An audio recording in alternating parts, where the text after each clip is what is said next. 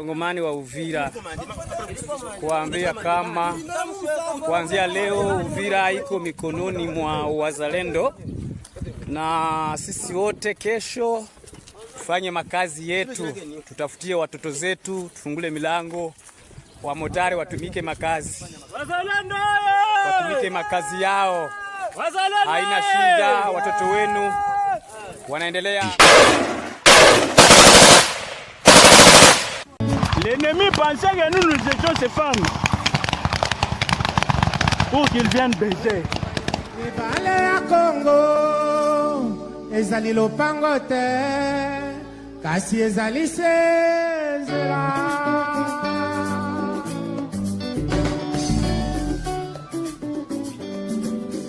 Et salut à tous, mon message aujourd'hui premièrement est adressé au FARDC, aux militaires congolais pour vous dire que non. Premièrement, c'est un message de félicitations et d'encouragement. Félicitations par rapport à ce que vous êtes en train de faire et pour vous encourager de continuer à le faire et même multiplier aussi beaucoup d'efforts. C'est très important. Je sais une chose, ce n'est pas facile, mais vous pouvez y arriver car je sais que vous êtes tellement fort. Beaucoup de gens vous sous-estiment, mais moi je sais que vous êtes vraiment fort car la victoire d'une guerre, ce n'est pas premièrement le matériel, non. La victoire d'une guerre, c'est premièrement Dieu et deuxièmement votre morale. Vous devrez mettre ça dans la tête que vous êtes là pour la victoire et vous l'aurez au nom de Jésus-Christ. J'aimerais aussi faire appel à tous les Congolais. Il est temps de soutenir votre pays. Il est temps de soutenir votre armée. Je le vois aux États-Unis ici. Quand tu sors avec ta tenue, ton uniforme, tout le monde te donne le privilège. Tout le monde s'arrête pour te dire merci pour tout ce que tu fais pour cette nation. Sans vous, nous ne pouvons pas être les États-Unis que nous sommes. Ayez cette attitude, ayez cet esprit patriotique. J'aimerais vous dire une chose. La Bible dit ceci. Priez pour le pays là où vous résidez, car votre bénédiction en dépend. Tu ne peux pas être joyeux, tu ne peux pas être béni si ton pays n'est pas béni. Premièrement, ton bonheur dépend de ce pays-là. Donc, je vais aussi faire appel à tous les Congolais de soutenir le FARDC et surtout aussi les TikTokers. Donc, vous avez beaucoup de visibilité. Prenez au moins 1 seconde, 2 secondes d'encourager vos militaires. Ça sera une bonne chose. Que Dieu vous bénisse, que Dieu vous garde. Thank you.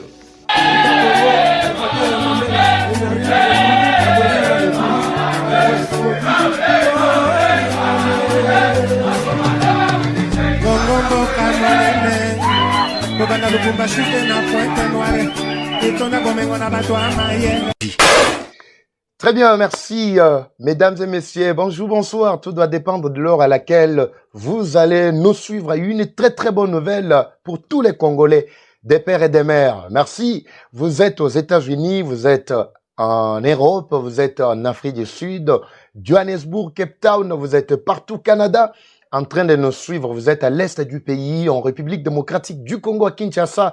Vous êtes à Durba, Ouacha, vous êtes à Isiro, vous êtes à Mambasa, à Limbongo, Kutu, Bozana, Uvira, et Paiwapi, Tokokoma na minute yoyo. Vous êtes à Nyangezi. Ne vous en faites pas. Je vous ai mené, je vous ai apporté de bonnes nouvelles que nous devons partager entre nous, les Congolais, les Congolais. Que le Seigneur vous bénisse. Merci car la victoire est de notre côté. On ne lâche jamais tant que l'ennemi est encore sur notre sol. Mesdames et messieurs, aujourd'hui, Kagame en deuil, complètement en deuil total, ainsi que Nanga, et trop de dislocations au sein de leur corporation. Beaucoup de pertes, je vous dis de lourdes pertes en vie humaine dans le camp du M23. Coup de chapeau, Wazalendo, ainsi que les FARDC. Que le Seigneur vous bénisse, qu'il vous dote de force, même si le gouvernement ne fait rien pour vous, mais vous devez faire quelque chose pour votre patrie. En tout cas, coup de chapeau, Bandeko Bosa Holanda, Bobete la Gabango, Pe Maboko, Naba Prouesse Yaboye, Makambu Yaboye, Fonde Tobeta Maboko. Fonde Tobeta Maboko, toujours CP là. Pourquoi? Parce que la victoire est de notre côté. Mesdames et messieurs, je pense qu'il y a beaucoup d'ennemis, comme je vous ai toujours dit. L'objectif de l'ennemi ici, c'est de nous décourager, de ne pas avancer. Nous sommes au front médiatique. parce que nga place naza moyen nazwa mundu ki na kende place mungu naza ezate ici mundu ki nangande yango yo. C'est pourquoi tango na yaka boye eza pona kopesa bino maema so mazali koleka na est yamboka na biso à l'est du pays au moment où nous parlons. J'ai l'obligation de vous communiquer en temps réel et aussi avec des images. Voilà un peu, c'est ça le rôle que nous nous sommes donné. Mais vous allez constater pendant que je demande que les amis puissent liker, qu'ils puissent faire monter des likes très rapidement. Pourquoi? Parce que quand vous regardez, vous pouvez vous rendre compte, il y a déjà 1000, 2000 personnes en train de suivre. Mais en dessous de 400, 500 likes, automatiquement, YouTube ne nous donne pas la possibilité de placer notre vidéo au-dessus, l'algorithme de notre vidéo au-dessus. Pourquoi? Parce qu'on sous-estime que vous n'avez pas encore atteint le target. C'est pourquoi j'insiste ici, j'ai dit, quand vous regardez, vous devez liker, c'est-à-dire vous appuyez sur like, sur j'aime. Vous appuyez et puis ça remonte encore beaucoup plus l'algorithme et on doit commencer à suggérer notre vidéo auprès de beaucoup de téléspectateurs afin qu'ils puissent nous découvrir. C'est ça le plus grand objectif. Mais vous allez voir ceux-là qui combattent non seulement contre les M23 kuna et plutôt les Wazalendo et les FRDC kuna, ba M23 o ba pesi bango pe bambongo po balanda kabiso. Okoyoka papa yo tika ko lobaye like et ceux qui te like te YouTube a supprimer vidéo na yo. Ce n'est pas ça. Le problème c'est que plus bozo tia ba like na bino, plus bazo pesa biso makasi ya komata, ya kotambola, ko suggérer pe baninga mususu vidéo. Au moment muninga mususu ba suggérer ye et du coup il est là en train aussi de nous suivre et ça augmente encore notre audience. C'est ce que nous voulons. Tozana pour ça que batuba comme belé ana Rolanda biso. Pour ceux qui bo like te bo salite, oromona boye ba négliger lien na bino. Comme le lien n'est pas pris en compte automatiquement, on le coupe. Vous avez constaté vous-même ici, on a lancé le tout premier lien. Et du coup, le lien s'était coupé déjà alors que nous étions déjà vers 3, 4, 5e minute. Je ne veux pas que le lien se coupe. Heureusement, et Katanaki n'est bandé.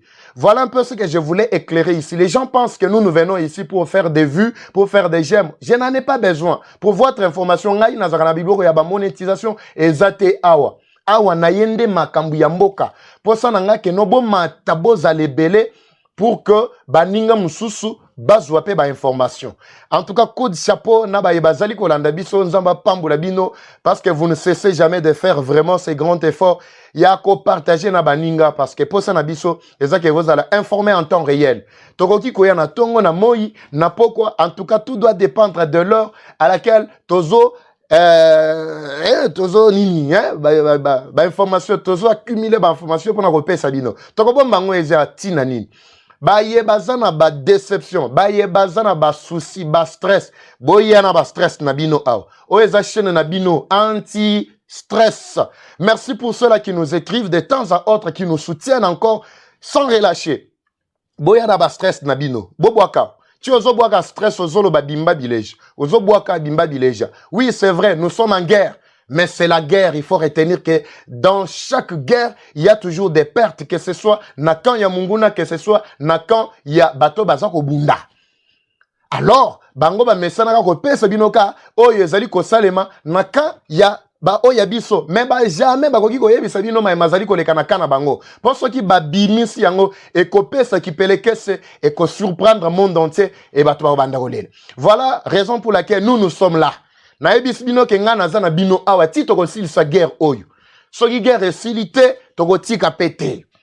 Tous assure que ma belle biso notre cause est juste et nous finirons par vaincre l'ennemi ainsi que la guerre nous allons l'emporter. Ce n'est qu'une partie.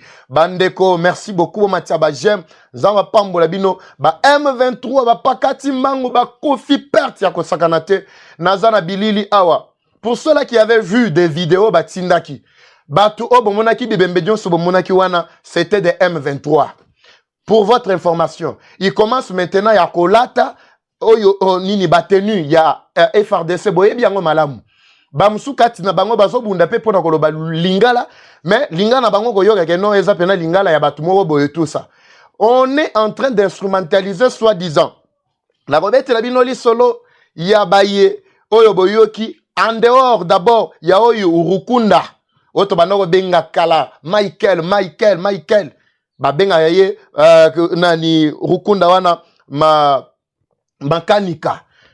avant na betela bino lisolo ya makanika akufi ye mokote makanika akufi na bato ebele parce que ezalaki bombardement ya makasi en collaboration bana mai mai autodéfense Wazalendo ainsi que les FRDC. Aïe aïe aïe.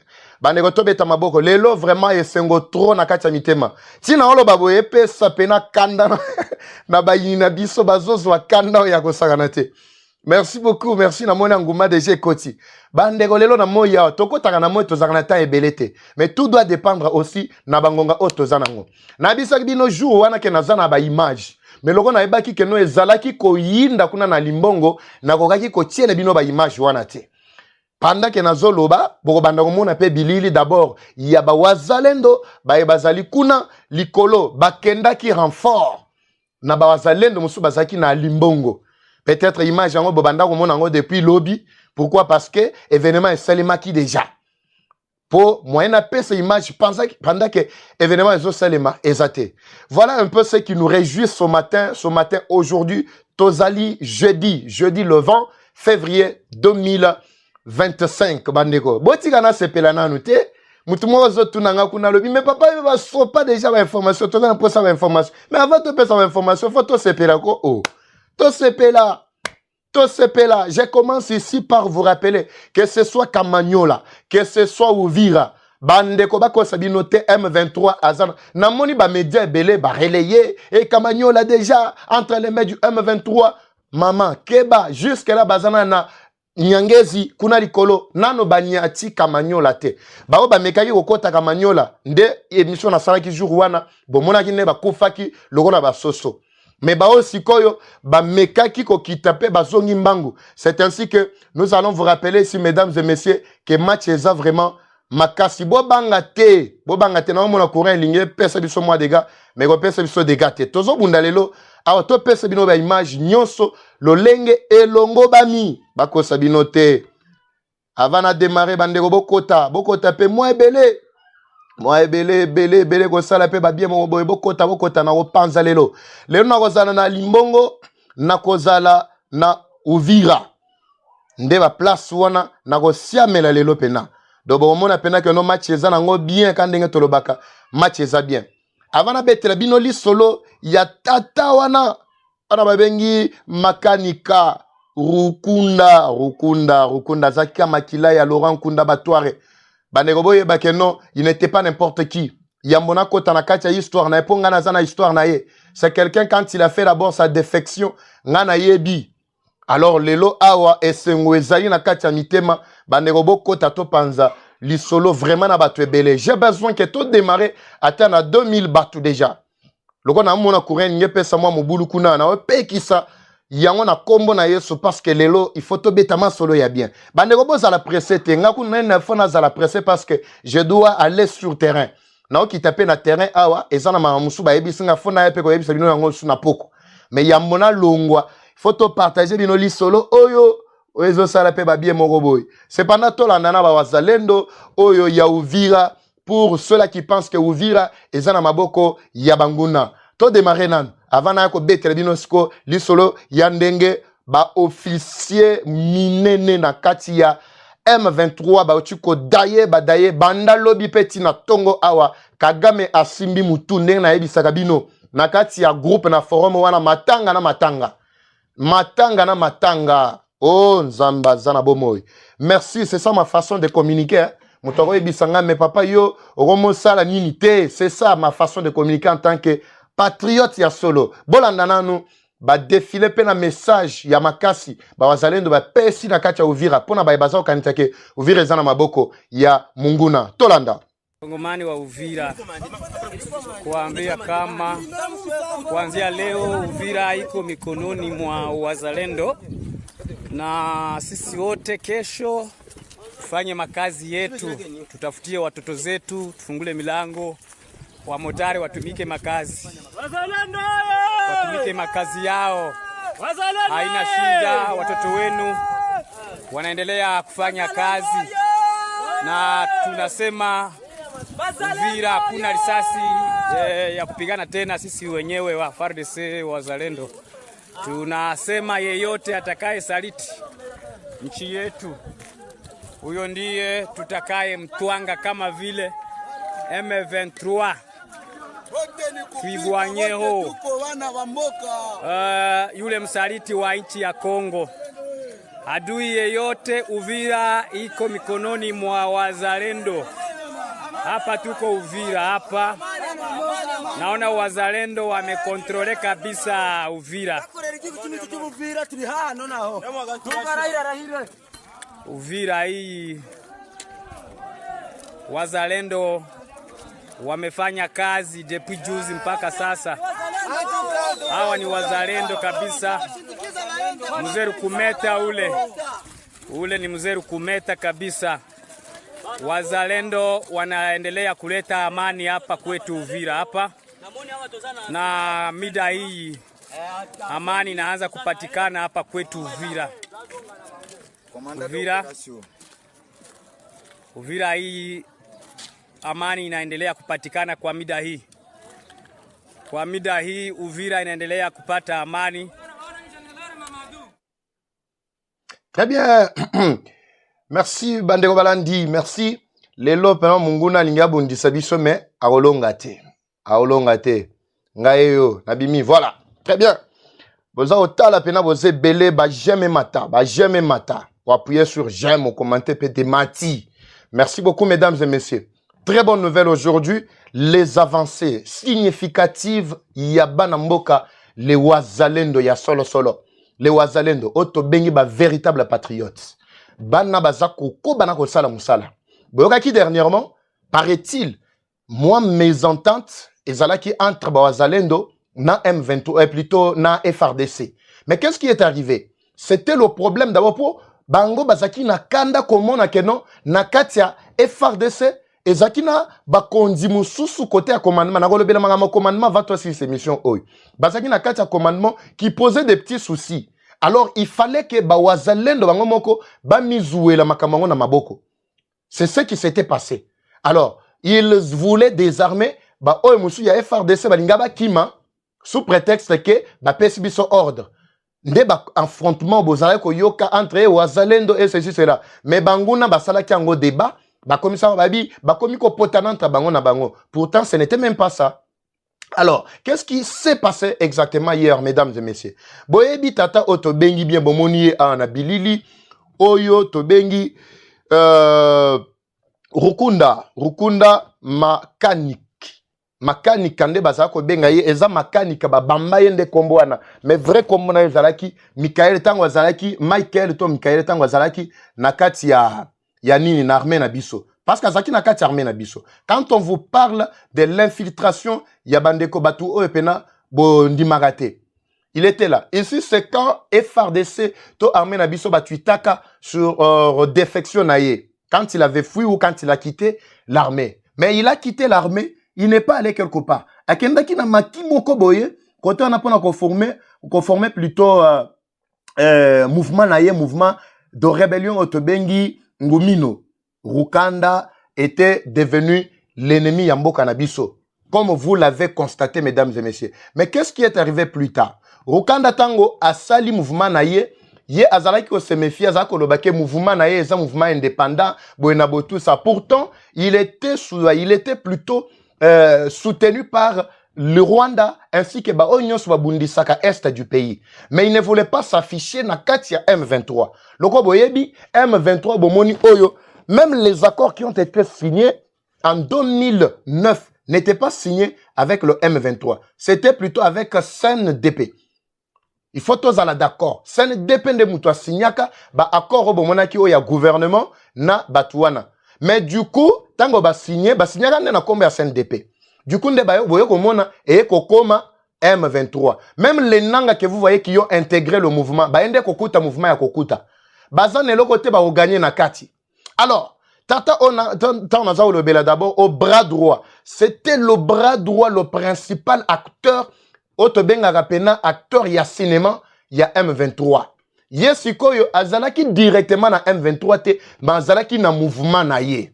On a yebisi bino oyo. Mouvement na ezalaika oyo yango mokote. Akotaki déjà na ba rebelle otobengi oya tuinia Nero. Nde bazalaki siko ensemble pona kobundisa Néo plutôt pendant que Bundisa, les FRDC et les Wazalendo. Mais qu'est-ce qui va arriver plus tard? M23 tant que côté Monique Azalaki na position, Azalaki na contrôle et na maîtrise. Il y a montagne nyonso, que ce soit na haut plateau, que ce soit je m'excuse, que ce soit na haut plateau, que ce soit na haut plateau nyonso ya Ruzizi, na plutôt ya Fizi, côté nyonso wana kokita Uvira. M23 n'avait qu'une maîtrise. C'est ainsi que le moteur principal azali ko pesa bango ba tactique nyonso sur le terrain et zande tata oyo ensemble na oyo bomoni mupanzi oyo parce que oyo mususu wana nazalaki ko lala tongo midi pokwa na kati ya bazamba. Il avait vraiment la bonne maîtrise ya ba terrain nyonso wana. Ya mona tshela bino témoignage ya bandeko sur terrain. Nanina expliquer bino d'abord les contours boye ba mutu o ba utu éliminer azalaki nani parce que bino bozo kantia keno aza n'importe qui tout ça épée si matanga na kati ya Rwanda a to ça koloba awa. D'abord c'est un Rwandais du sang. Kagame leli na munoko mboka. Na ibisa bino ke biso na kati ya ba forum na bango lokola toza ba source na biso kuna na yo kindenge bato baza kolela. Ba leli na munoko mboka ona. Pande bo matiana ba jem. Mais boye ba ki akufi mon côté. Na koye bisa bino siko akufi na nini. Il n'est pas mort seulement du coup boye. Bakufi belé na bombardement, il y a avion. Oyebi, boyebi lobi na ebi sakibino ici que Suko inabiso e mataki. Mais selon ba témoignage ya batu na kuna parce que ngana zui ba source nyonso na sangisi pona ko tirer conclusion moko. Moi je sous-estime que Zaki Suko inabiso. Mais ba o mususu selon ba source bazolo bakeno Zaki Suko il y a l'un des pays voisin bao balingaka pe biso mais aboye ko tanga kombo ya mboka yango tango kaka ba landeli bien muto alandela ki match wana ezalaki buna ntetezi o ba bengi pena buna ntetezi kibukila ndazalaki na kati ya system wana mokonzi azali ko kamba bandeko wana mususu ya ba wazalendo na au plateau wana ya Fizi. Et qu'est-ce qui est arrivé? Alandeli makambo boko yoka li solo andeko azobeta li solo na opese binoka briefing. Ayebi place tata on azalaki pe kosala pe réunion ya haute stratégie ya makasi pour na ko envahir non seulement Kamanyola et aussi Uvira directement. C'est ainsi que boyoka ki déjà batumoko namba média na bango babandaki ko pesa bato ba information ya lukuta que no Uvira déjà na maboko ya M23 et Tanganyika crépitement des balles a bato bazo ki matusa ezalaki lukuta bandeko ezalaki lukuta. Pourquoi? Parce que bango bazaki na nyangezi nde place bazaki na kosiamela. Mais bazaki ko sala réunion stratégique ya makasi nde na kati ya réunion wana nde basumeli bango pena na Sukhoi. En tout cas, Nzamba Pambola bino place bozwami vraiment bandeko nyonso ba travaillaki. C'était une collaboration franche na la population. Boyeba ke na biso bino ke place batwana ba koti eza déjà na kati ya lifelo. Eza déjà na kati ya cimetière. Ces jours-là, qu'est-ce qui était arrivé? Binomoko bolandaki. 3 camions. Bolandaki, oyo nanga pe asechapaki. Oh, nzamba zamalamu. Mais makambo to kolobelango pe. Oyo tata oyo na kondi boy pe asechapaki. Mais atiki muninga na yo azalaki mettre na bango onde adaye. Oh.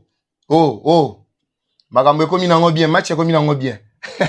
Bande on a monisco moi live komisco moi stable. Hein? Merci beaucoup. Botia suba jamais à les belé. Tu oso tiape ba jamais oso tale komi comme soyo komi déjà ba 1000 quelques 2000. Déjà nous avons l'assurance que vidéo na biso ko kata te pendant que tozoloba pe ba ko suggérer yango pe na ba tu belé pour que ba tu belé balandango. Koma pe kuna koma bimba bileja. Bimba bileja ezali nengai awa tozana likambo ya image.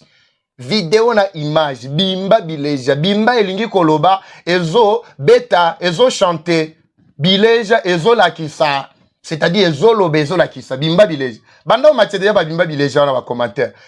Zamba pambola bino, ba o bazana na ba tension, tout ça, bato ba stress, boya na yango aw. Soki o moni ke no ba stressé yo, ba tindelo ba image moko tout ça. Kotamba la mona Eva Patrick TV. Tu vas te déstresser facilement. Tozo sala awa, que non to tika batura distraction te tozo pese bino ba information we koki ko pese bino moral ya solo tozo détruire mensonge ya munguna. Jamais bokomona communiquer na kati ya M23 que mutuna bango oyo Rukunda akufi. Bokomona ngote. Bokomona ngote mais bokoyoka ka milelo. Ba mekata ko communiquer na ba communiquer na kati ya ba forum na ngana ko lokota na otindela bino yango bandeko. Zamba pambola bino masolo makambo eza nango bien en tout cas. Alors stratégie basali ki commenter zaki pona ko envahir na pleine nyonso wana ya Ruzizi ya Fizi na uchukoloba pour être bakende ko attaquer non seulement parce que Kamanyola boyebi que Kamanyola les en frontière déjà entre Rwanda na nini Sud Kivu na biso côté assez mais bango sko posa na bango ezaki bakitati ba côté ya Uvira parce que il vise maintenant la ville stratégique ya Uvira. Oui, bao balobaki ke no Uvira ezana maboko ya bango na baza wapi na minichoyo. Awa tozana na Uvira vana betele bino sko masolo ya limbongo kuna. Oh ya limbongo na bisa bino ke ba image fallait pas na tiela bino yango pendant ke bandeko bazaki na nzela. Mena moni lobi na butu ba eko fuite yango. Image yango ba eko fuite yango ba waza na ngai. Batu ya limbongo avana kende kuna na opesa bino na ba image. Ba image sa ela batu na ngai. Na bisaki bango bolemba te. Bala ba petit moko pena ba bien o senti pena no match ezole kanango bien pena. Bien moko ko sagana te. Bien moko ko sagana te ba bien moko bango moko bazokende. Ba bisinga balobi papa eva awa ezali kambo liwa to patrie, la patrie ou la mort. La patrie ou la mort. Ça c'était un renfort. On a dit ça qui bino lobby. Il y en a qui montent écrit pour dire que non, papa Eva, mais si vous ne nous avez pas montré les images. Oui, j'avais raison de ne pas vous montrer ces images. Parce qu'il n'était pas encore temps. Yakola Kisabino Yango. Parce que Bandeo Bazako Kende. Tande Bazo Kende. Basoda Pena ya solo. Basoda ya solo. Ah, Nzambe na ngai. Nzambe na ngai. Bandeo Boko Landa. Wana ba waza. Tala pena mobilisation makasi. Babi papa eva ba information na yo, ba émission na yo pesa ka biso makasi. Et matiaka biso pena makasi que ce soit ba wazalendo parce que quand on parle de wazalendo, ezaka ba wazalendo oyo yebi que groupe moko boya ba wazalendo te. Wazalendo veut simplement dire le patriote. Patriote ndongo moni bango wana. Bazo bangelo côté. Minduki kutu malonga te kan ndongo moni minduki na bango wana pena bazo papa M23 ba pakata kimbango moko ko sakana te. Match ezana ngo bien a bazo mata bana mike balobi mboka o eza biso moyen to tika mboka oyo ezate. Toko tikela munguna mboka pwani. Toko tikela mboka pwani.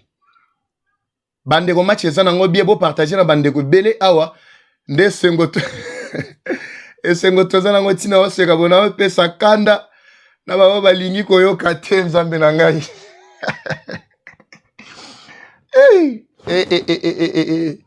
Zamba malamu. Ça ce n'est qu'une bataille hein. Monguna koti na cannabis c'est vrai. Bobo sala makambo Tshisekedi alobi bo Tshisekedi bobo sana parce que jusque là Tshisekedi nano alobi elo côté. A tozolo ba makambo na biso ba wazalendo na FRDC. To tika na makambo Tshisekedi kuna. To dit que non yé pas na responsabilité par de responsabilité na yé. Peto yebi oye pas na kati ya obongisa te. Yango toki directement ko attaquer yete. Na bandi bolandi bandeko. Alors, ne jouons pas vraiment le jeu de l'ennemi. Awa nde toza bo match baluki, match komi nango bien normal. Awa toza na match FRDC na bandeko na biso oyo ba wazalendo ba vrai patriote. Ba vrai patriote. Ala que lele bango wana. Bango wana. Yamboto kota na profonde boyo kana témoignage ya ndenge ba pipoli Rukunda akufiye mon côté Rukunda akufina batwe belé ba bras droit. Tolanda nano les quelques témoignages soye kokina rotiela bino nyonso ngana mto bimba bileja comment pe bimba bileja wana bimba bileja. Je ne sais pas à quel moment vous allez suivre cette émission mais j'aimerais que o invité batu ya ba stress ba pika ba crise. Bandeko batindela kinga ba image ba bi papa eva tala na image il a analysé yango nan. Tant on a tali image na chango mopanzi. Bandeko ne vous en faites pas, je n'avais pas réagi à vos messages. Pourquoi? Parce que ba image ezakina na kati ya traitement. Natali localisation, na bendi natali référence ya ba image nyonso. Je tire conclusion na bi OK ezaboy. Tant batindela linga pe ya mukolo wana pe ya bombardement na binzamba zwa lokumu bato wana bakomi kolata bateni na biso ya FRDC pour que babundisa mboka siko boyoki ndenge atiki tokoloba nini ndeko mo akomi rip te tokokoma rip te rip c'est-à-dire akopema na kimia bango bakopema na trouble tolanda nanu témoignage ya bandeko wana on s'arrête tout juste après lobi na kati ya village ya Mlikia bayonda vinga kango kakangara po boyibi bashaja ka bakombo ya ba village na biso po emona na keza bakombo ya Kinyarwanda mais village ya kombo nango Mlikia eza na kombo ya Kibembe nini esalemi wana nde makanika azalaki na réunion lobby na kati ya dikota na ye. Alors avec les opérations oyo général Bulantetezi azo conduire na kati ya haut plateau kolobaki non M23 za oyo azo na balabala ye mokote oyo pe azana kote na kote oyo donc tutura neho nde mutu oyo akopesa M23 matuntu azo pesa M23 mutu makasi na kati ya province ya Sud Kivu po azo kolinga ba contrôler nani moko parce que nous sommes en coalition. Il faut d'abord kolongola kobimisa force oyo ya oyo azana haut plateau awa po to beta pe oyo azo koya parce que azana haut plateau aibi bien bango ba nyonso aibi bien territoire nyonso. Donc il faut d'abord qu'on neutralise.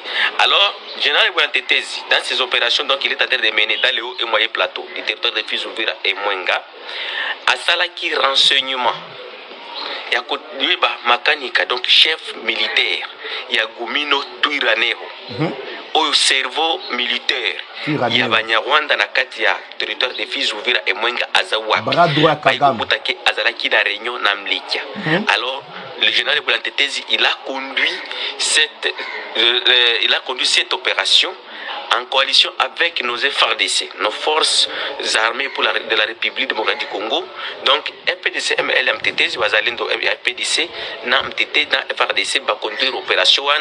Après avoir kende koyeba kino makanika za na réunion munene stratégique na commandant na ye na délégation moko soki utaki Rwanda ba yaki pona kosolola ndenge nini ba ko diriger Sud Kivu na ndenge M23 akoti bandeko bayebinda ko wana nos FARDC ba bengi moko ya pays ami na bango etinda avion de chasse ezaki avion ya RDCT mais ezalaki avion moko ya ba pays ami dont nous cachons les noms et ba pesi yango précision eye ko bombarder exactement na kati ya ndako oyo babandaki kosala réunion.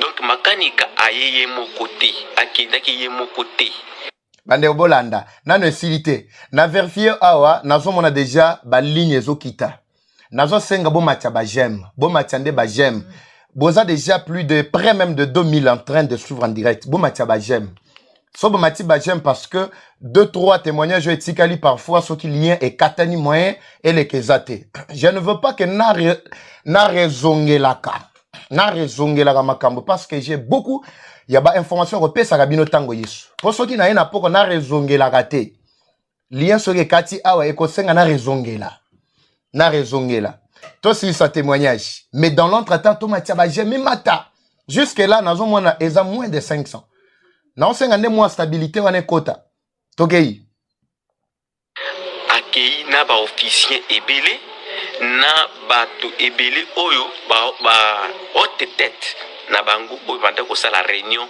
pour na ko déstabiliser République démocratique du Congo, pour na ko déstabiliser notre territoire national.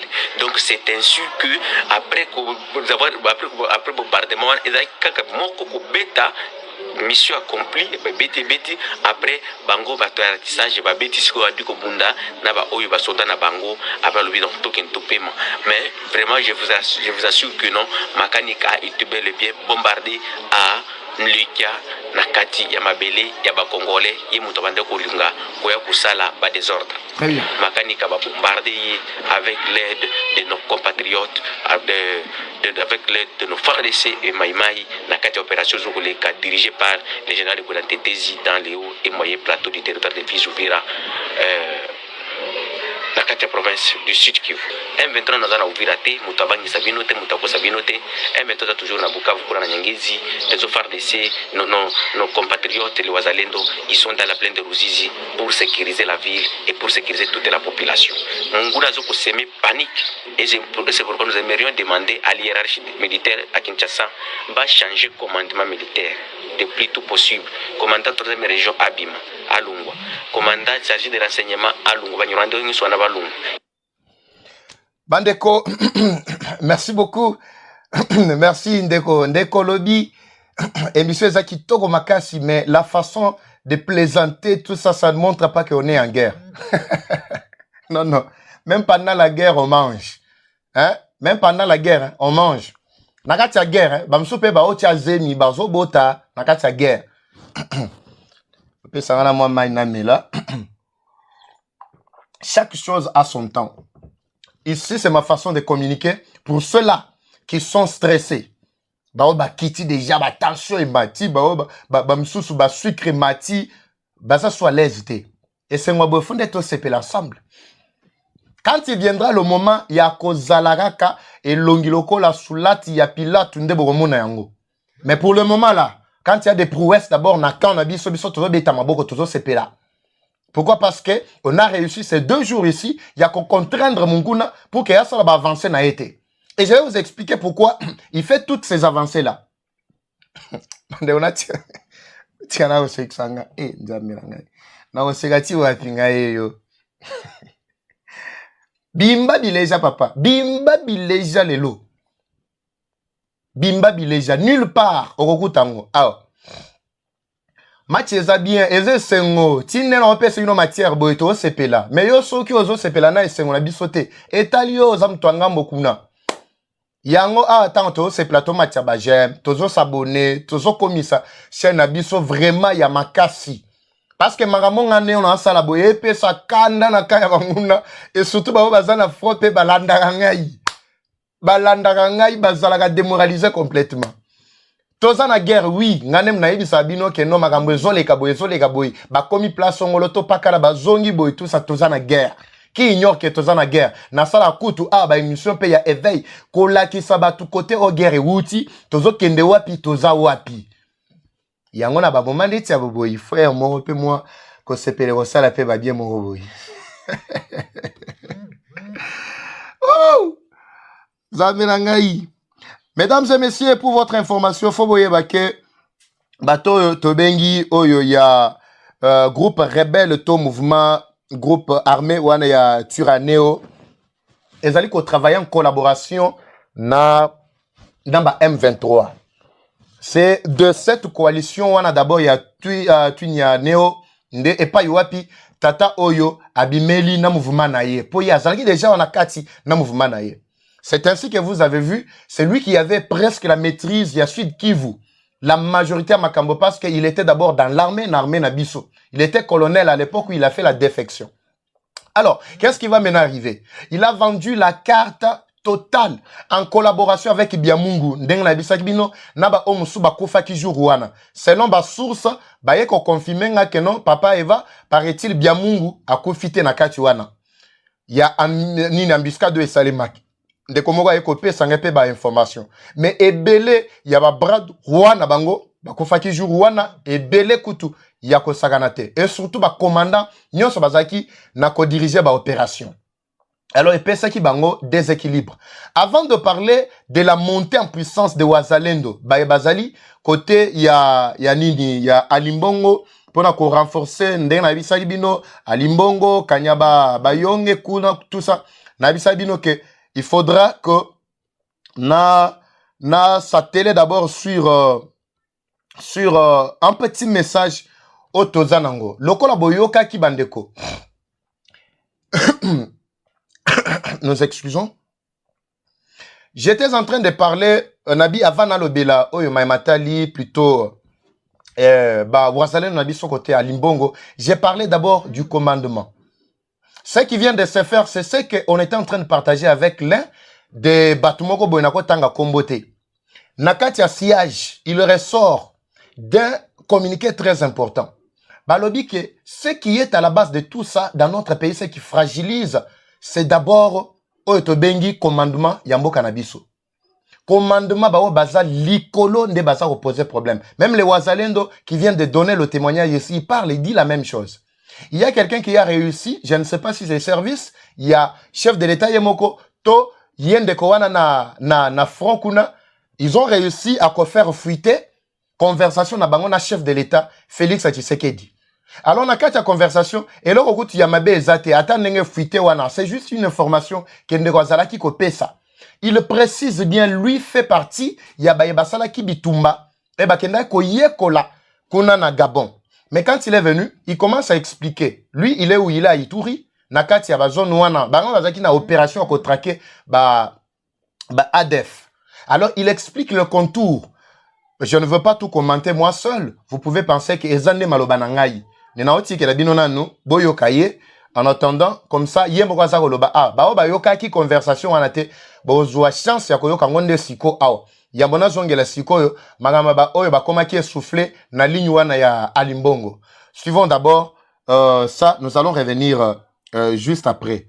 Pendant que nous l'exabino nanu bande wana biso o ya wazalondi ya kuna ndenge bazalaki komata wana eza ya Alimbongo. Oui, mes chers compatriotes. Alors je dois vous chercher directement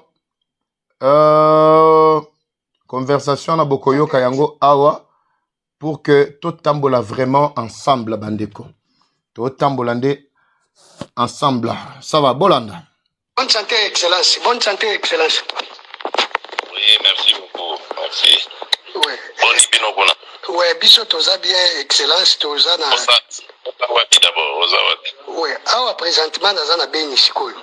Bozolanda, j'espère que mutunyo sozolanda so boyoki keza na mon koko somuke boye biso komeli biso na ba commentaire pour tozo tanga pe ba commentaire. Ba j'aime ezana na moins de 1000. J'aime matana, merci beaucoup. Bo matande ba j'aime. Tokei. Nga naza commandant ya bataillon spécial ya combat njenglo tindaka biso na Gabon. Ba oyo to utaka Gabon. Bosaki formation na Gabon. Na ba français. Na bazwaki bino na Kisangani na ba français. Bazwaki ba élément na Kamina. Commandement ndenga na utaka Kinshasa excellence. Na yebi ke mikolo pe belenga pe mutoyo tata mwasi chika pe febet. Pe asona mamema kange pa na yo. Tata mwasi chike sito ya pe pa na yo na yi. Tango azalaki tango utaka ko investiture sikato yaka na mois de janvier pa na ona oya oyambaka pengai. Ah non, na bosani longo. A présenter ko alobi Serge azalo la mwana na adopta et amemaka ngato sololi na isako mamba pêche. Et utuninga po bina zuba idée wa pinde na expliquer wa ke madame na poto ba commentaire na pesa pe mokonzi moi ba idée à l'époque à son temps na l'essentiel excellence. Boy na boy na bandai ko sola na grand frère Yannick Paza cousin moi ba idée ka excellence tangu to na terrain ba réalité tozokuta et na moni volonté osana ngo poto chape kimia na mboka na biso pe ba officier na yo toza na même volonté mais mabe tozo mon excellence nga esengi na biso vérité. Na est awa makambo nyonso zoloba ata bato msu ba meka ko contester na bandi so ba benga na ba commandant suprême il a raison. Il met des moyens azo sala nyonso koma bitombezo sila te constant na sali bandanga na yawa na bandi soki otali ba rapport batawa nga partout leki ezo benga na mungunya tozo débouter zala def ezala mungunya nyonso forme nyonso tozo beta mema beto kuti na Teresa ni excellence. Na bandi bozolanda bomatia ba j'aime. Merci ndeko. Numéro wana ya ondeza na WhatsApp. Merci, je réagis de temps à autre na ba message na bino. Numéro bomoni wana ndeza na WhatsApp. Nyonso mibaleza na WhatsApp. Eza na ngope na M-Pesa na Orange Money.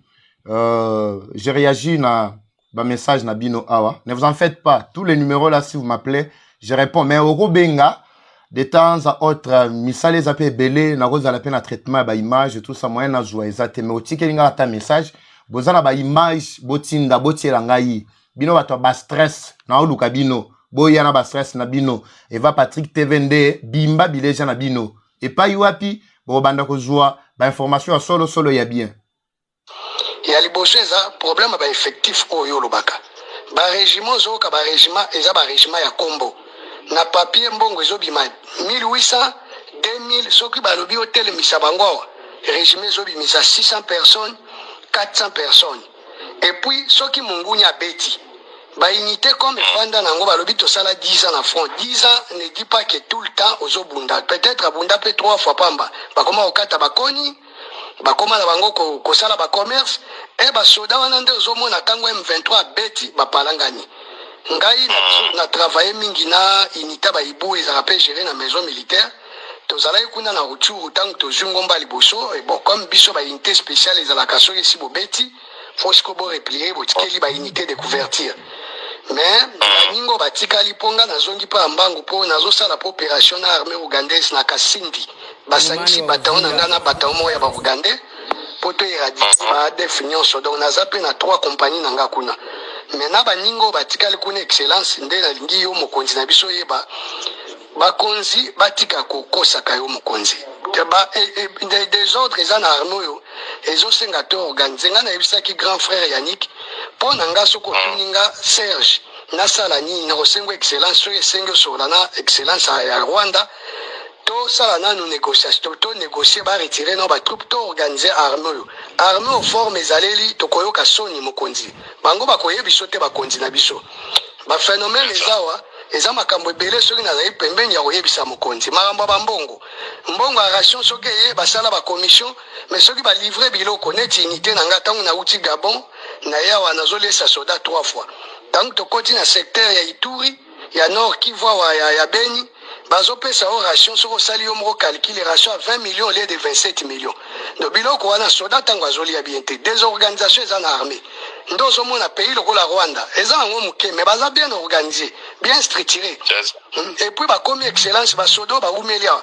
soki mungunya beti ba kimi soda kombo zala na mbango ngai moko naza na expérience tango naza na Mangina ba soda nga bazali na zamba bazofuye ADF nalo babimi na position ya unité ami ba bataillon récemment formé na Kitona babengi nga po babenga nga aigle to comme sikatel to moni ba soda unité ami signaler bango eza ami tozobima na sali esprit na kosi bango esi na signaler bobima babimi unité ami abwaki na manduki agangi bakoti na kangaka bango nyonso na manduki na beti bango ba makofi ndenge na unité na biso commando to salaka wana eza ba réalité yo akonzo wana boza na kati ya kotala pe boza oyoka boza kotala je précise bandeko wazalendo ya Uvira bao baza okita kuna bazopesa assurance boyoka na kotiela bilançon ne vous en faites pas ezana ba mususu ya kuna alimbongo bazo mata pona ko renforcer parce que baza partout basé belé nazoko bakana kotiela bino ba image petit à petit bimba bileja comment bimba bileja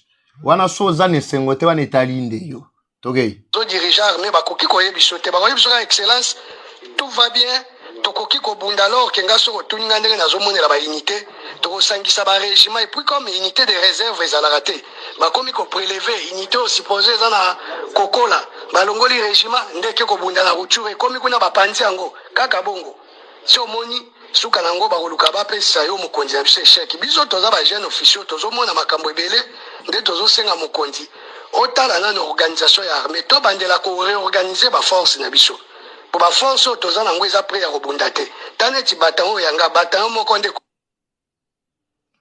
voilà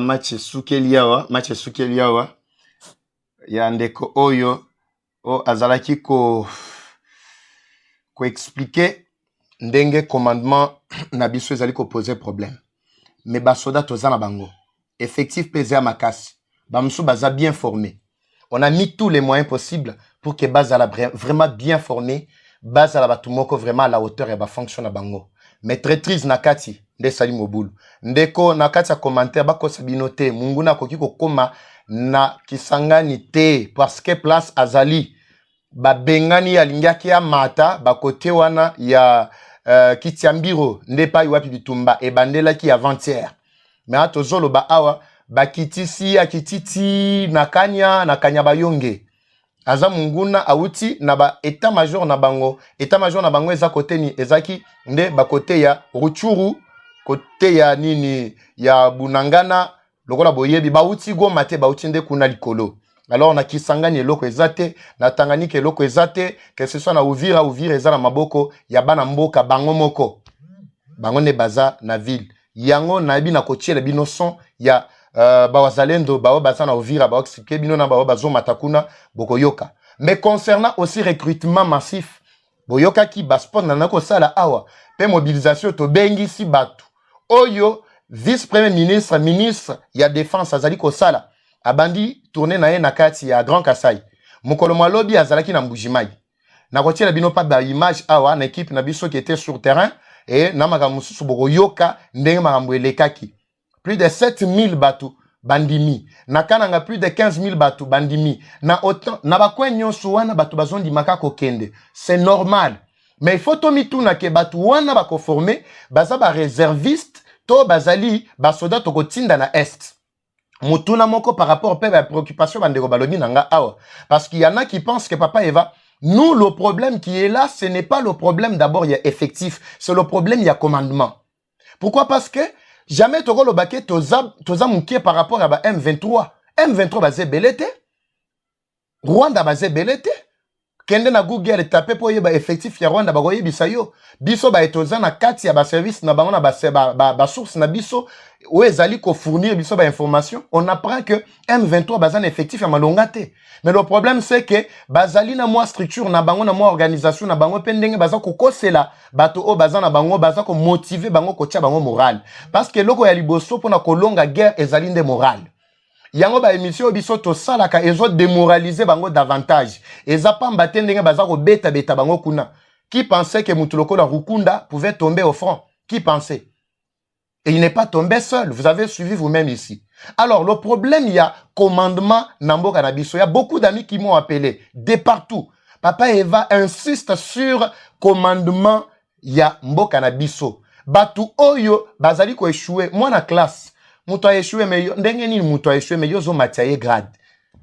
Koka mo komona muto a échoué, mais au matière na classe suivante. Et ça l'a caté. Muto soka a échoué na classe, il faut reprendre. Alors, de toutes les façons, il faut que tu aies makambo na to landela bien. Tu es basé qui sait pas réellement c'est quoi Nambo Kanabiso.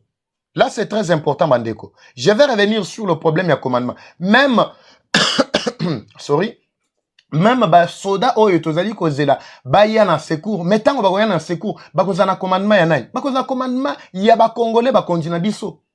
Je me demande quand j'ai essayé de fouiller, vous-même qui avez suivi, je me demande quand j'essaie de vérifier d'abord les États-Unis au azana ba base partout. Azana ba généraux boni, mais pas plus de 20 généraux. À moins que je me trompe, vous qui me suivez, si Namiko aussi peut-être bon ça la peut bon approfondir peu ba ba recherche na salibo et bisanga soki États-Unis azana plus d'autant de généraux. C'est moins de 20 généraux. Un général nakacha États-Unis c'est pas n'importe qui. Un général est considéré comme le président Yamboka wana. Ce n'est pas n'importe qui. Ce qu'on dit nini bino bokoza na ba président Yamboka plus de 100, 200, 500 Namboka comme la RDC. C'est pratiquement impossible. Bokomona na bamboka oyo nyonso baza bien organisé bien. Tant on a joué bisabino que Rwanda a eu panique, c'est-à-dire Rwanda sera perdre un général, c'est-à-dire espoir na ye nyonso. Ndenge ba perdre mutu na bango oyo monaki boy bras droit na bango oyo. Déjà vraiment c'est une déception totale na kana bango. Ce n'est pas pour rien. C'est pas pour rien. Que basi kolela bazo kolela tant on a so ina pesi bino bino ke no bakufi 5 bakufi 10 c'est-à-dire ezali matanga moko ya kosakana te na kacha Rwanda.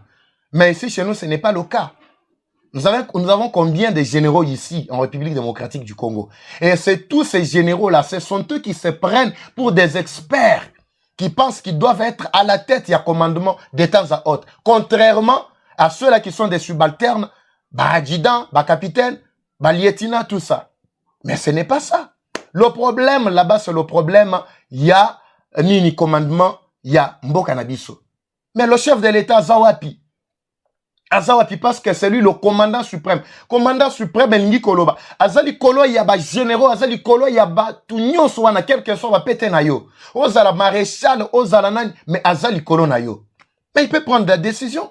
Banda mukolo boni bazo ebisa na landine de konanga mubenga, mukolo malobi, je pense bino bolanda kiye. boye bisanga na commentaire so mubenga za na raison to aza na raison te. Parce que lobby trop c'est trop selon biso batu tozali ko tambola longo na population. Ndenge toza boy plus de 100 000 batu bazolanda. Si bozo partager boy batu bazolanda biso ebele. To yambaka pe ba réaction na bango na kati ya ba commentaire. Okomona ba commentaire to tanga ba commentaire nyonso. To yambaka bango pe na kati ya ba message batinda ya biso na ba WhatsApp. Souci na bango ezani. Bamsoko yoka babi menini ezopekisa chef de l'État a signé une bonne fois pour toutes, n'a réussi comme ça. Tosi la nakaka, toza nakaka guerre. C'est la guerre. Qu'est-ce qui empêche le chef de l'État à zouaka ba décision à makasa zo bangani? So ki liwa mais bao bazako kufa na esta kuna, bazako kufa eza nini? Eza liwa te? Lui ne peut pas avoir peur de la mort. Ndeko moko pa ebisi na lobby, tango atali pe chef de l'État apparemment monineti azako konda. Nabi oui, c'est vrai que azana ba front est belé, oui, il peut perdre la santé, c'est normal. Il peut fondre. Azana ba front est belé. Mais na ba front est belé wana azo yoka population te poani. Parce qu'il faut imposer le rapport de force. Si vous imposez le rapport de force, bon mona ke makambo ko changer. Makambo ko changer. C'est vrai que vous a déterminé que makambo ya négociation au salate. Mais sur terrain on fait quoi? Et comme si ko biso ne to ko se débrouiller biso moko na terrain. C'est vrai to lingo se prononcer mingi na mai gouvernement ça obongisa te pour to yebiter ce qu'il prépare. Mais ce que nous déplorons ezali à un certain moment manque de communication. Bato o bazako recruter, c'est vrai bako zala recruter et belé. Bazako tinda na est, bako tinda bango na commandement ni. Po bakende ko sacrifier bango na ebité. Parce que so batindi bango na ba commandement o ya lukuta, bobo yebake en tout cas ko zala mo boulou. Badinga bakoki koya, ezala yibanda bakoki koya, bande ko tozan direct. Tous en direct, je vous ai dit, ayez vos apaisements. Bapel Toko Yambango Sima, Soto Longwe. C'est en direct ici. Vous allez voir, c'est écrit bien direct, c'est-à-dire, tous en direct, live, donc tous en akacha koko bako pesa makambo oi. So vous en avez suggestion, en tout cas, beaucoup de biso, ba numéro na biso WhatsApp yango, na botika yango, mingo na bino kokoma. Et kokoma est pas chef de l'État. Et comme est pas ba condignon so, et kokoma pas se mungo na biso jo kana partout. Na minute batu bazo kabiso partout. Nous nous sommes donné cette discipline, Bandeko, pour nous repérer cette réalité, nous sommes toujours sur terrain. Alors, ces questions quota là, comment prendre des grandes décisions, des décisions courageuses, même si comme maillot na liwa, ou on n'a pas ce que ça mukumbo l'attaque. Tokobo ya te, mais ton limite que makamango comme mon na liwa.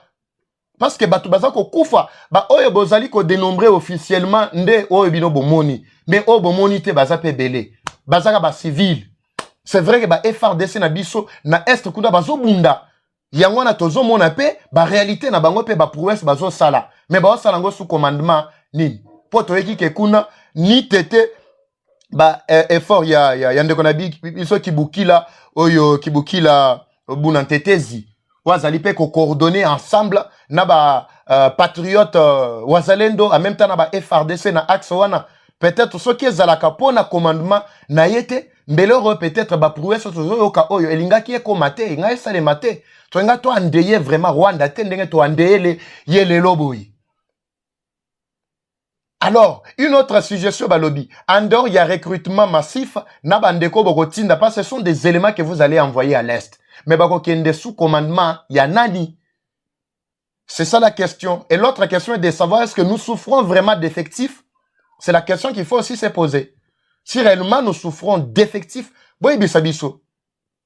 c'est vrai, nous pouvons vraiment mobiliser près de 1 million, 2 millions. C'est possible à la RDC. Parce que Bawazalen de sont plus que déterminés pour que nous tous allons l'ambour na biso. Alors, si vous avez un problème effectif, bandego bisanga na ba commentaire. Mais si vous avez un problème effectif pour tous les effectifs, c'est vrai que Togo qui ont recruté en masse, boye, tous à ba réservistes à 1 million, 2 millions, 3 millions. Bien formés. Mais to restructurer des armées la biso. Qu'on restructurer, c'est-à-dire il y a d'autres décisions que nous devons prendre du coup, boye. Batunyo son kolongo là-bas. Comment ces gens-là échouent? Vilia Goma Ekwei, Vilia Boy Ekwei, eh boy, tout ça, mais on maintient toujours les mêmes personnes là. On maintient toujours les mêmes personnes là.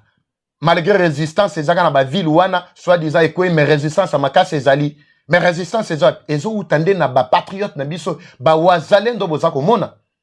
Nde pa yuapi, résistance, ces aïe ko outa. ni tete bango peut-être tata oyo oboyebi malamu alinga kwe yate. Bande kweza maka mususu ti tozolo baboye, il faut ekomi pas chef de l'état. Ngana zana mundu ki mususu te à part oyo micro na ngana caméra na fandi boye awa na effort na bino. Le fait ya ko like boche ba j'aime belé na ko partager vidéo ya onde zo sala ke comme viral et kende partout et kotati na ndaku ya bakonzi. Ba vrai patriote oyo ya bangonde ba pesi biso longa. Alors, andor ya oyo toza pena likambo mususu. Likambo ngo eza likambo nini? Eza likambo ya ko viser batuwana maintenant. Qu'est-ce qui empêche d'abord na ba service na biso? Eloko ni tozangi. Wana nazo pesa bino eza ba tactique na pesa bino. Eloko ni nezangi biso. Mbongo, soki mbongo boye bisa biso. Namona ba mboka mususu. Omoni na kati ya Israël. Israël aza obunda bitumba, bao baza na front, ba front ebele. Mais front o eza makasi sur terrain front militaire. Israël azoboma.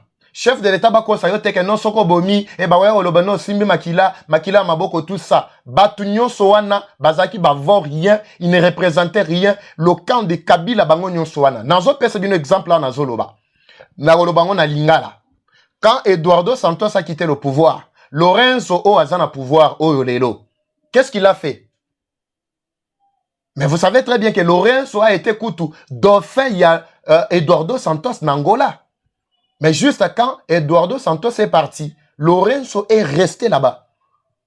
Mais après, il a mis tout le monde qui devrait mettre à mal le pouvoir naïe à côté. Baoui a éliminé. Baoui a kangisa, bakanji, bachangana, bangona kacha babolok. Baoui nabo. Azala kina a mis à mon côté. J'aurais appris, je ne confirme pas. J'aurais appris à ta oyo syndicat dokolo. Oyo nabiso congolais, nabiso abalaki mwana ya Eduardo Santos. Boebi. Comme on avait vu que non, il présentait aussi à un certain moment une menace. Mais il a été éliminé. Boebi, circonstance, Eliwanaye. Je ne confirme pas, mais paraît-il, selon une certaine source. Mais, et comme il n'est pas nabiso awa, nde fatia komi, mwana malamu, pasteur, tout ce qui va avec. Toyebi kezana ba pasteur baza obunda côté na bango, mais batika ko distraire yo. Bango basala musala biso nyonso za basali tozo sambelela yo tozo bunda pona yo mais to tika yo osala onzambe atio na mutema. Même David, quand Dieu lui donnait, lui instruisait à faire, la Bible dit na livre na livre à Samuel, 1 Samuel je pense, elle dit Tsiglak bombarda ki munguna kota ki ya Malécite ba kota ki naka ya David pendant que David était absent nakati ya ville ya Tsiglak bombardé bomi baby civil mobimba ba incendie yango bakangi kutuna basi na bana baumbo bakena bango. Mais quand David est rentré, la Bible dit clairement que David n'a batunaye. David a komaki ka lokola chef de l'état lelo awa. Na batunaye bango nyonso bakuni na désespoir ya makasi. Bazolela, babi mungunda koti, aravager ba vie na biso tout ça. Oui, David a tout nzambe. Abi Seigneur. Nalanda batoto nalanda bangote. Zamba ebise babi landa bango na pesi yo makasi. Mais combien de fois Zamba lobeli yo chef de l'état a pesi yo nyonso esengeli okende ko sala pona ko libérer peuple. Abinga nzambe na pesi yo makoki kende landa bango okozwa bango okobotola biloko na yo okozonga na nyonso na basi na bana nyonso bakozonga. Zambe nde mutu apesa ki ye makoki wana. David a eu décision. Même ceux qui étaient autour de David, le Kolabatunaye, la Bible dit, ils commençaient déjà à chercher comment lapider David. Bazaleki koloba contre David, mais c'est ce qui arrive aujourd'hui. Au hôtel parmi ba oyo zalaki koliana bango tongo bindi pokwa. Et bela ba okutu bazako beta maboko na ba réseau bazo futa bango. Fachi beton. Lelo bango de bakomi ko boa kelo mabanga. Lelo bango de bakomi ko boa kelo mabanga. Bakomi koloba na yo incompétent mongo boy tout ça. Ezande bango soko talibi okomona kezangi nde bango. Ndenge moko na ba bazalaki proche ya David. Babanda kinde ko accuser David ndenge moko. Alors David a eu courage, a eu ba décision makasi. Alati bande komoko bazaki na bango ba moni keno baza courage abi tokende nzama pesi biso nzela. Tokei ba memi minduki ba memi nyonso. Ezaki suma makambo teke no tokende ko bondela mangengenge, tokende bona luzizila te e komaki makambo bitumba. Bande bobola na mamna bisabino. Bakeyi, la Bible dit quand ils ont poursuivi les Amalécites, bakoti bango D'abord, Zambendonga pesa ki bango mayele ya kolanda. Il a mis même à leur disposition un émissaire mutumoko o alembaki kati ya bandeko wana ba ennemi. Ba capturer moko azalaki wana nzala ba pesa biloko kolia batunie atekeli bango carte nyonso. Et David est entré. La Bible dit David a éliminé batu nyonso, a botoli biloko nyonso, a récupéré basi nabana azongisi bango na Tigla. La libération. À un certain moment, ça demande des décisions courageuses. C'est ce que les amis étaient en train de dire ici. Le chef de l'État, Jamako Tikala, kakana casquette, le rôle pasteur, yemoro pasteur. Non, non. Il y a des pasteurs qui s'occupent de ça. Bino, soi-disant pasteur, zazinga, chef de l'État. Allez faire votre travail librement. Ce n'est pas en venant dire au chef de l'État, comme chef de l'État, moutumoko intercesseur. Pendant que Bitumbeza, lui est à genoux en train de prier toute la nuit. Non, non, non, ça ne se fait pas, frères et sœurs. Bon, Moussa Nabino ezanini. Moussa Nabino ezanini. Biso nde to sambela to tombola maboko mabiso. Pourvu que Oya Moïse l'embate. Non, non. Le chef de l'État doit multiplier ba effort, doit prendre des décisions yamakasi. Nabanda ko ebisa bino eloko ezangi biso, ezambongo te.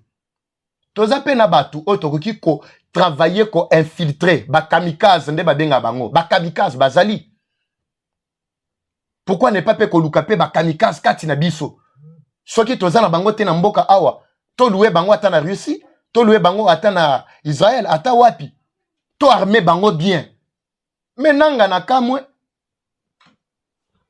Tango bazako sala, soi-disant meeting na bango, bazako sala ngo en plein air, na batu ebele. Pourquoi ne pas bombarder du coup? Ko bomana no tête na bango wana.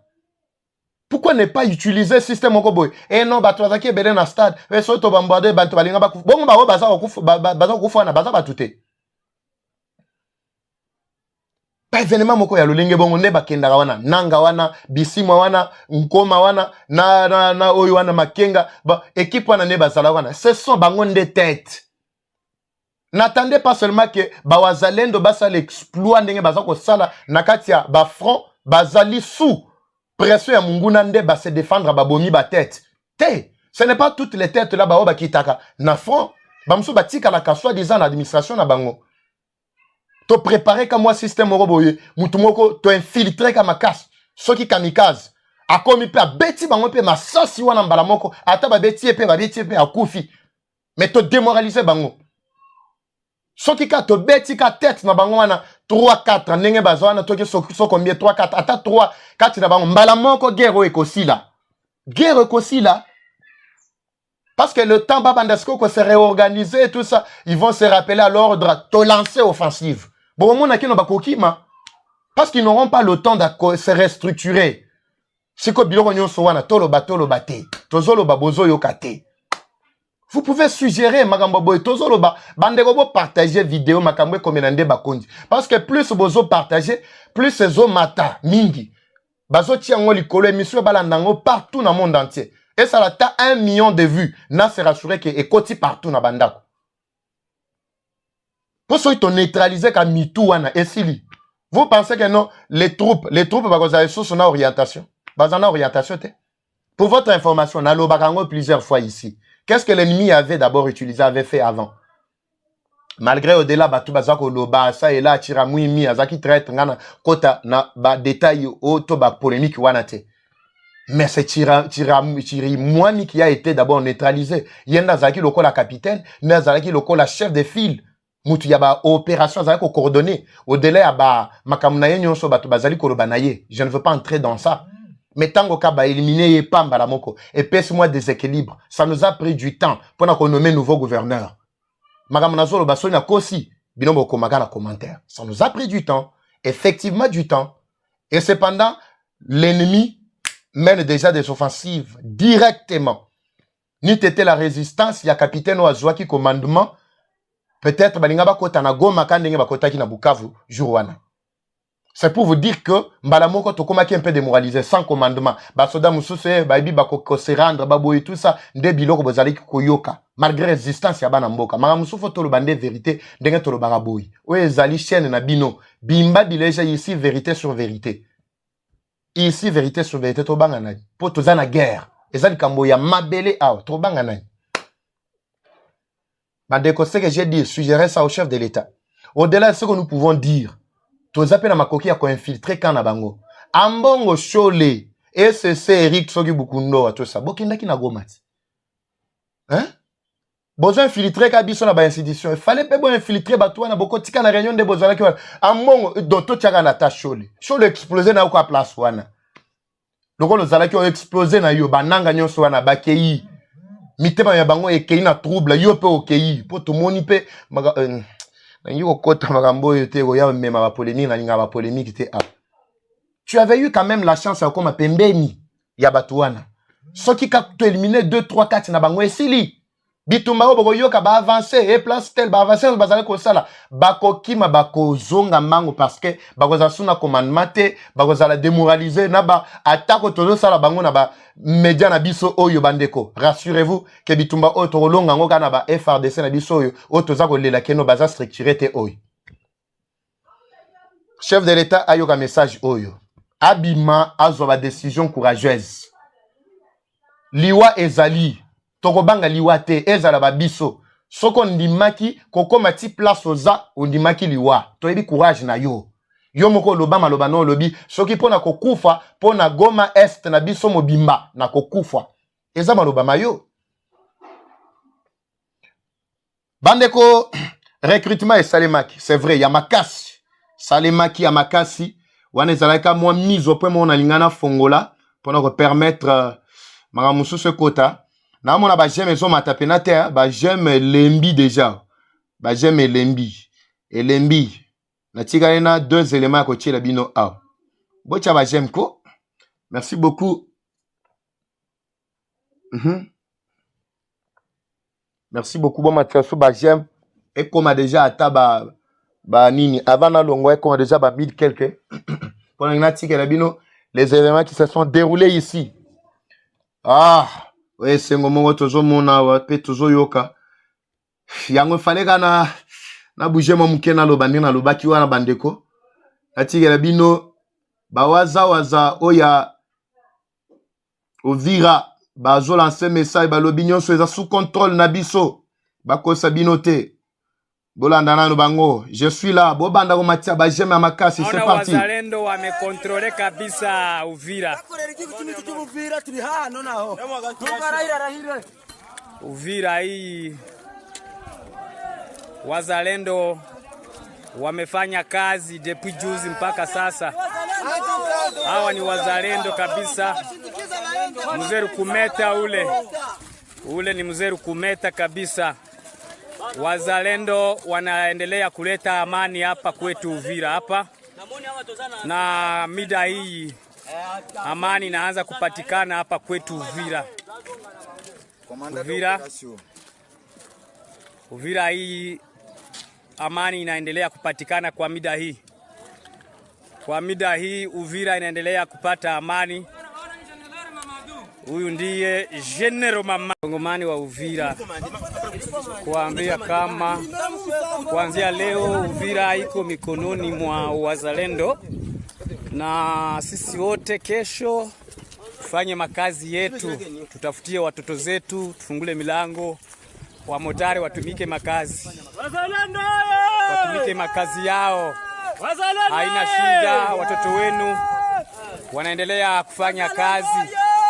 Na tunasema Uvira hakuna risasi ya kupigana tena sisi wenyewe wa FARDC wazalendo. Tunasema yeyote atakaye saliti nchi yetu, huyo ndiye tutakaye mtwanga kama vile M23. Twigwanyeho yule msaliti wa nchi ya Kongo. Adui yeyote, Uvira iko mikononi mwa wazalendo. Hapa tuko Uvira hapa. Naona wazalendo wamekontrole kabisa Uvira. Uvira hii wazalendo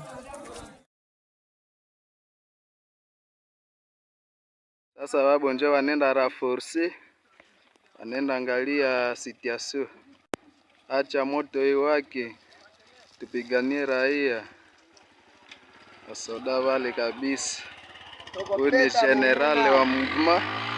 Wasoda njo wale wanaenda raforce benjabo kabisa. Leo hii tumekamata defense moja ya M23. Otala nano ya soda wana asoda kitoko.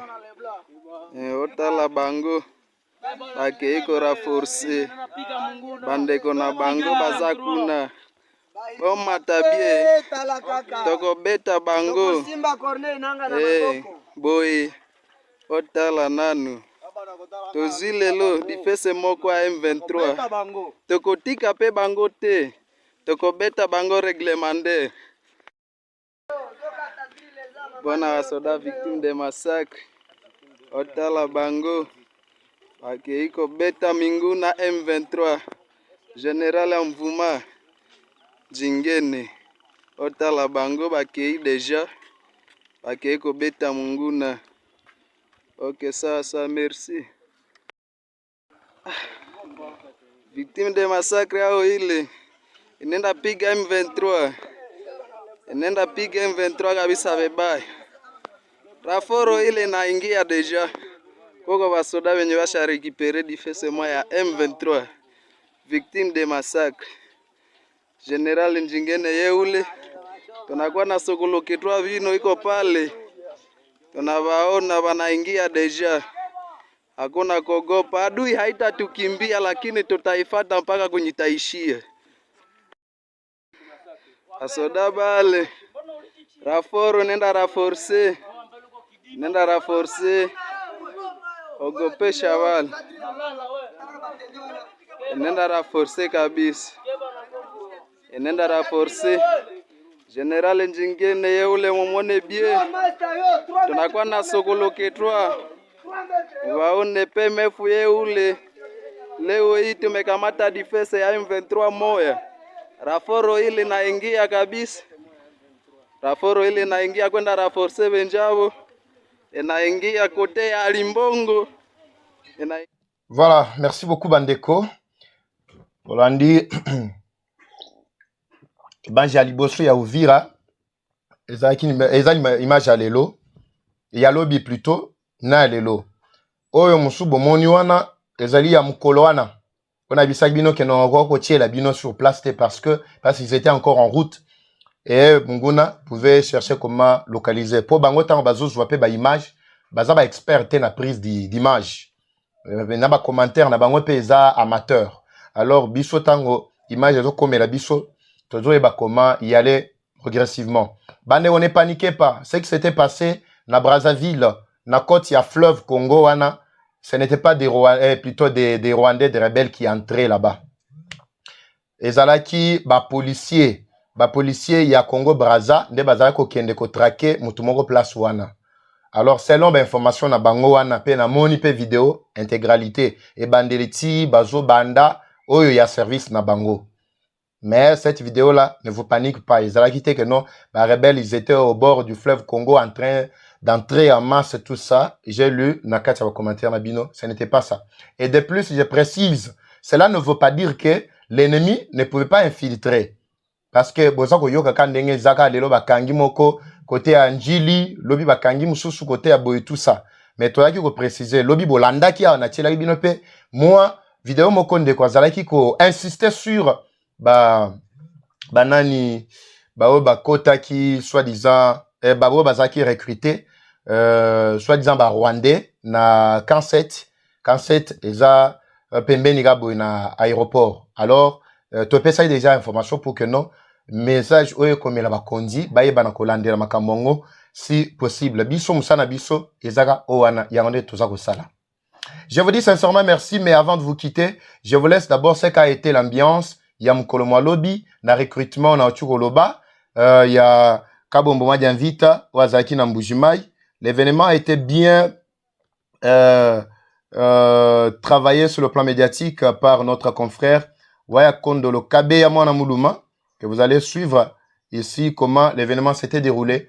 Tout juste après Ngana Bino, Tokuta Nakaka, Napoka Nabango Nganabiso, il y a 21h30, heure de l'Est, 20h30.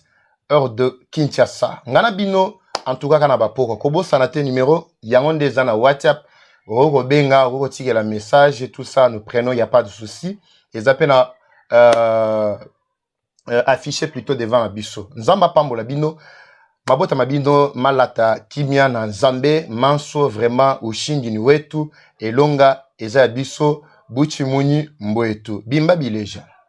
Mbujimayi est avec son armée, mesdames, mesdemoiselles.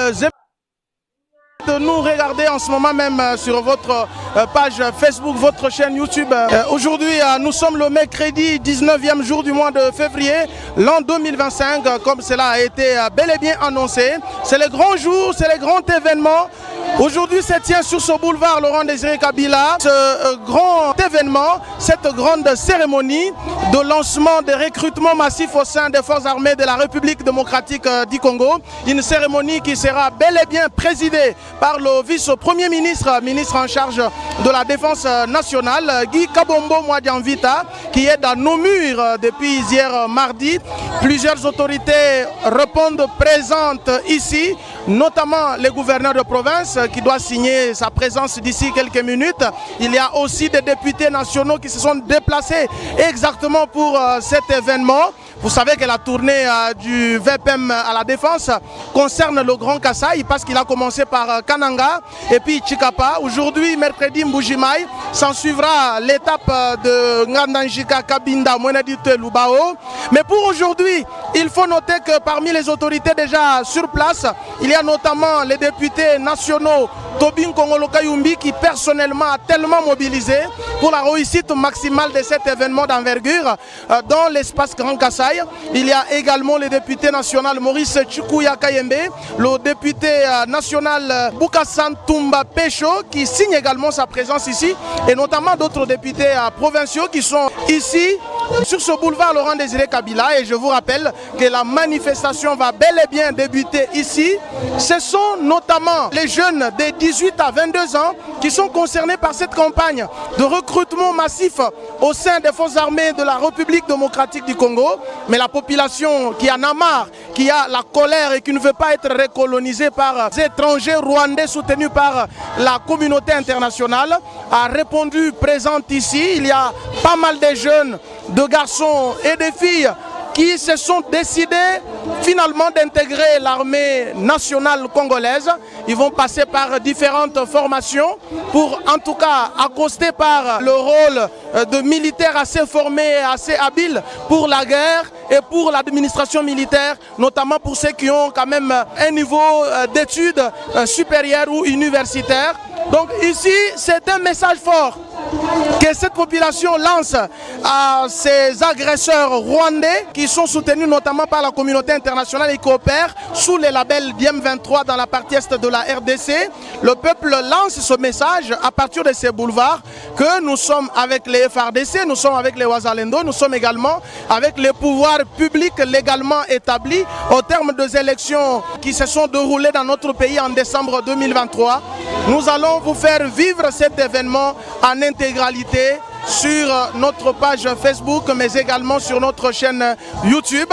Il faut dire que tout ceci entre dans les efforts consentis par le ministre ou le vice-premier ministre, ministre en charge de la Défense nationale, qui, pendant que les autres ont fui le front, lui-même s'est dirigé ou a voyagé personnellement et a foulé ses pieds au front dans la partie est du pays pendant que les autres parlent de la guerre tout en étant déconnectés, tout en étant loin de la réalité du terrain.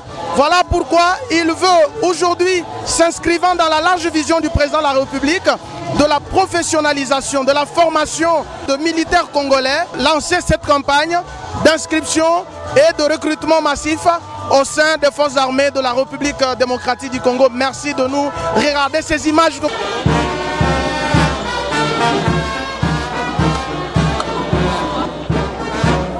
Bana bamubakwanga bamwelo yumbu moyo weno oye bakumyabi yakalumba myoyo yenu oye bamuchilengi chambu dikimisanyi myoyo yenu myoyo yenu bamulupatapata myoyo yenu kabidi sana iwapo sana iwapo kabidi eyowa chabushuwa nde moto mibwa wa mfumu wa ditonga son excellence Félix Antoine Tshisekedi wa mulumba nikapena kufikisha mpala ni mpala neyi api mwamba mu discours divuyi mwambi la pena Kongo wa mukalata ndimubangila kukananga malandi wa nshinga mema kuhikila kuchikapa cha Mansamba lelo tudimubakwa bamwelo yo territoire yosu itano ya Kasai Oriental wakunoambila nanga kwa jikunoela twasa kidila mundi musangana banu jibamona mwabeu bumbusha suki ya kumutu batangila ku centre de formation chukayi umuntu umwe ndi chakufila bushinga wos udukengela kwa kutwajile kutulolu eko baba kono hikile pip baba kono jisha pip balongo yele miabala nenu kulana bangenze la TV benza TV benza kwa bachina devi wagwa mema ndi mwana mukesa njintente kaja mwanikana pimp mulumbi uli bukumpala bakadi benza mateta bakadi badifundisha ntuma nteka kuneku wakuno wambwisha wanenu kufika ku centre ya formation kato akuitapa kapiji bintu bya kala bya babingilisha bana bamwena Kongo mwakuya ko musalayi kapa ibaja kapa ibavwana pimpa to nikumpala kwa nenu kumbuka munomu dini cha kushiya muntu yosu ushiya kantu kumbelu kwa abu kwa bada jipenda. Nous sommes les forces armées de la République démocratique du Congo. Bendele Ekoyate, tout pour la patrie, tout pour la patrie. Chers frères et sœurs congolais, la guerre à l'est du pays ne doit pas nous briser. Au contraire, elle doit nous inciter à faire preuve du courage et d'unité. Si nous combattons chacun à sa manière, nous pouvons défendre notre pays. Thomas Sankara disait, je cite, « Quand un peuple se met debout, l'ennemi tremble. » Je m'adresse à nous, jeunes et influenceurs. Nous avons en nous le pouvoir de changer les choses et de faire entendre nos voix. Utilisons nos plateformes comme armes pour défendre notre patrie. S'il vous plaît, mettons de côté nos différences, nos divisions tribales et nos querelles internes. Unissons-nous comme un seul peuple, car notre patrie en dépend. Nous adressons notre soutien et nos prières à nos héros défardés. Soyez forts et courageux. Nous sommes avec vous. À nos frères et sœurs de Goma, sachez que nous partageons cette douleur ensemble.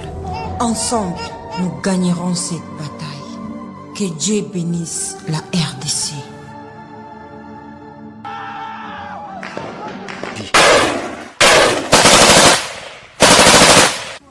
L'ennemi pensait que nous étions ces femmes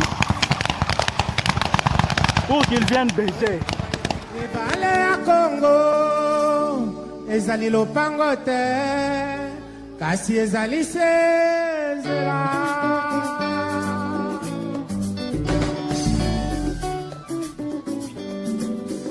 Et salut à tous, mon message aujourd'hui premièrement